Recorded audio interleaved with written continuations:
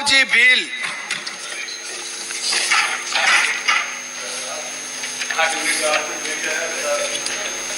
इतने बोलना था। सभापति महोदय, आपने मांग संख्या 50 सहकारिता और मांग संख्या 55 खाद्य आपूर्ति पर बोलने का मौका दिया, आपका धन्यवाद। मैं सबसे पहले हमारे सहकारिता मंत्री एवं हमारे खाद्य आपूर्ति मंत्री को धन्यवाद देता हूं कि आपने मेरे विधानसभा क्षेत्र में भी जो भी सहकारी समिति बनाने के लिए कहा था वो आपने वहाँ स्वीकृति दी। इसके साथ में मैं थोड़ा सा निवेदन ये भी करूँगा कि गोगुंदा विधानसभा क्षेत्र में जो सहकारी समिति देश आज़ाद होने के बाद में प्रारंभ हुई है और वहाँ पर आज भी जिस प्रभावशाली लोगों का जो कब्जा था वो आज भी बरकरार है। और पिछली बार जो कांग्रेस पार्टी का शासन था पिछली बार, और वहाँ पर सहकारी समिति के चुनाव हुए थे और उन चुनावों में जिस प्रकार से वहाँ के सहकारी विभाग के अधिकारी एवं वहाँ के जो प्रभावशाली लोग थे उन्होंने मिलकर के जो उनको चाहने वाले जो भी थे उन सभी को वहाँ पर निर्वाचित भी किया, गलत तरीके से निर्वाचित हुए।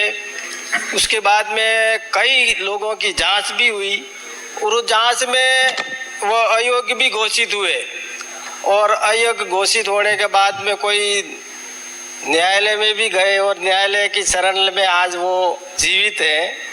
तो मेरा निवेदन ये रहेगा कि जब हमारा देश आज़ाद हुआ था तो सहकारिता विभाग का प्रारंभ हुआ और गोगुंदा विधानसभा क्षेत्र की गाथा यदि आप सुनेंगे तो वहाँ पर सहकारी समिति खोली गई। व्यवस्थापक भी जो अनपढ़ थे सचिव भी बनाए गए और हाथ के साथ साथ में पैरों के अंगूठे भी लगे और उसके बाद में लंबे समय तक उनको गाय भैंसों को नीलाम भी किया और इसका बहुत बड़ा आंदोलन चला। माननीय भैरव सिंह जी शेखावत साहब खुद वहाँ पधारे थे गोगुंदा और उन्होंने वहाँ पर घोषणा की थी कि यदि हमारी सरकार राजस्थान में आएगी तो हम 10,000 रुपये का कर्जा माफ़ करेंगे। और सन 1990 में जब भैरव सिंह जी शेखावत साहब मुख्यमंत्री बने थे तो हमारे जो आदिवासी लोग हैं उनके 10,000 रुपये तक के कर्जे वो माफ़ हुए।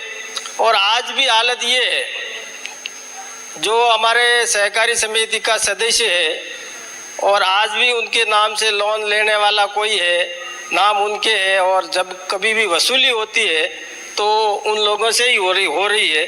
तो मेरा निवेदन ये रहेगा कि इसमें भी थोड़ा सा हम सबको चिंता करनी चाहिए।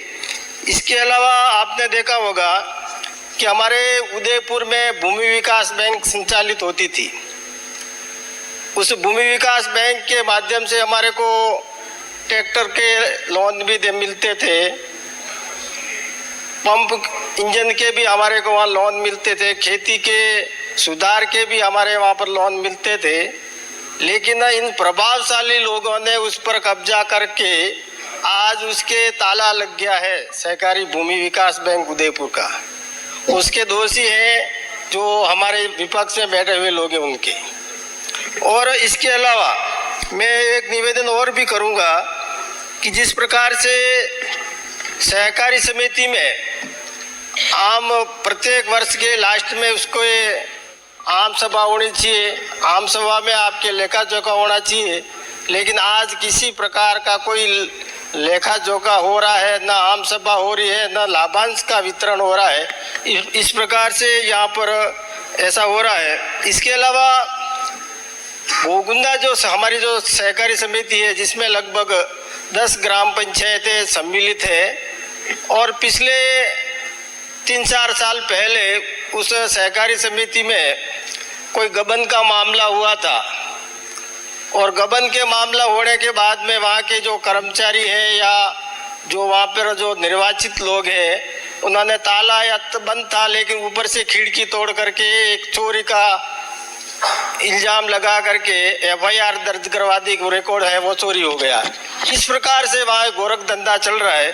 तो मैं आप सबसे निवेदन करूंगा कि इस पर भी अपन को ध्यान देने की जरूरत है। इसके अलावा आप देखते होंगे कि दूध सहकारी समिति संचालित है, हमारे किसान भाई है वो दूध सहकारी समिति के संग्रहण में दूध देते हैं, लेकिन आप देखेंगे कि आप अपने जैसे कहीं के किराना की दुकान हो या कहीं पर भी जाते हैं तो 20 रुपए में अपन को पानी की बोतल मिलती है और अपना जो गाय का दूध हो या भैंस का दूध है वो 25 रुपये किलो आपके यहाँ पर क्रय किया जाता है।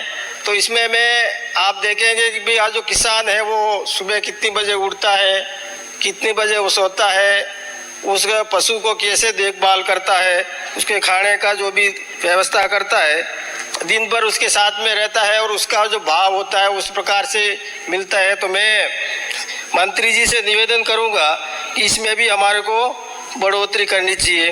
इसके अलावा आपने देखा होगा पहले हमारे जो किसान भाई थे वो कभी पैसे की जरूरत पड़ती थी तो साहूकार के पास में जाते थे, लेकिन हमारे देश के प्रधानमंत्री अटल बिहारी वाजपेयी साहब ने किसान क्रेडिट कार्ड प्रारंभ किया और जिसके कारण आज हमारा जो किसान है यदि आपको कुछ पैसों की ज़रूरत है तो अपने ज़मीन को गिरवे रख करके आज किसान पैसा लेता है बैंक से और अपना काम आगे बढ़ाता है। तो इसके लिए मैं थोड़ा सा निवेदन करूंगा। इसके अलावा आपने देखा होगा कि सहकारी समिति के माध्यम से हमारे वहाँ पर ट्रैक्टर भी दिए, कुछ समूह के रूप में वो भी उन लोगों के कब्जे में ही आज भी। इसलिए मेरा थोड़ा सा निवेदन है कि थोड़ा सा इसकी तरफ आवश्यक है कि भाई आप इस पर ध्यान दें। इसके अलावा हमारे इस क्षेत्र में बहुत सारे सहकारी समिति, जैसे आज मैं बता रहा हूँ कोई गोगुंदा सहकारी समिति में 10 ग्राम पंचायतें हैं, तो वहाँ पर छोटी छोटी 2-2 या 1-1 ग्राम पंचायत को मिला करके यदि सहकारी समिति बन जाती है तो वहाँ पर जो वंचित लोग हैं उनको लाभ मिल सकता है। तो मैं मंत्री महोदय से निवेदन करूंगा कि इस पर भी हमारे को ध्यान देने की आवश्यकता है।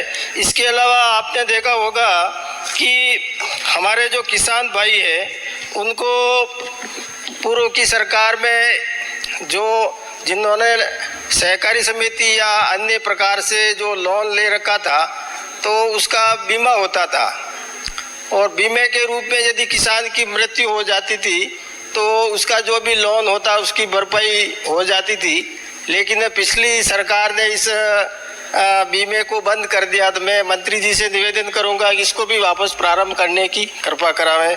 इसके अलावा आप देखेंगे कि हमारे जो सहकारी समिति में व्यवस्थापक है, व्यवस्थापकों को कम अपना भुगतान मानदेय देते हैं तो वो किसी प्रकार से थोड़ा आड़ा टेढ़ा करके कुछ किसान भाइयों से कुछ वसूली भी करते हैं। तो इनको भी आप कैडर बना करके इनको भी आगे बढ़ाने का काम करेंगे तो उनका भी लाभ होगा और हमारे किसान भाई नहीं लूटेंगे, ऐसा मेरा निवेदन है। इसके अलावा मैं ये और भी निवेदन करूंगा कि जो हमारे